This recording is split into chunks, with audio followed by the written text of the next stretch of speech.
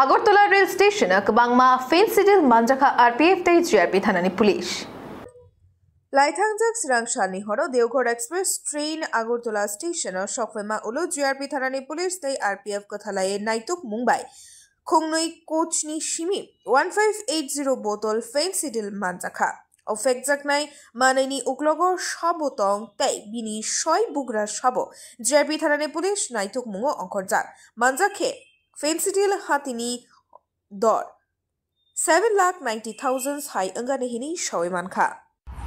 Actually গতকালকে আমাদের Agartala rail স্টেশনে মোট 1580 বোতল এসকপ মানে উদ্ধার হয়েছে।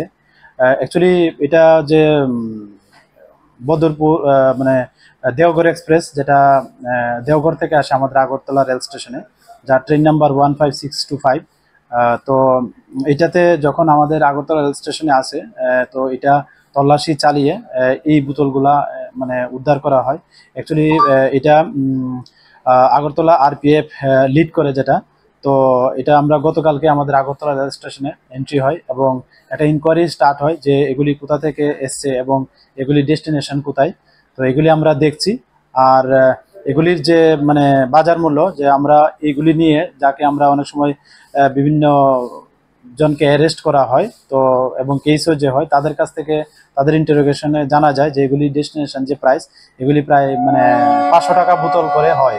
তো যদি এটার 500 টাকা করে এগুলার মূল্য ধরি, তাহলে এর প্রায় 7,90,000-এর মতো এর যে প্রাইস আসে আর কি।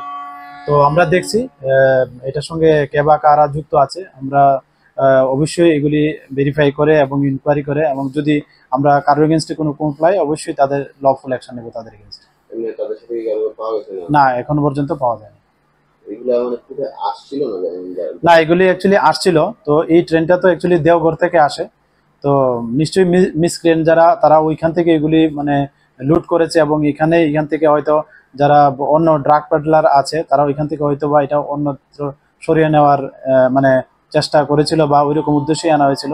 তো যদিও আমাদের যে আরপিএফ এর এবং জিআরপি যে তল্লাশি শুরু করে, তখনই নিশ্চয়ই তাদের তৎপরতা তারাও এখান থেকে হয়তো বা গা টাকা দেয় আর কি।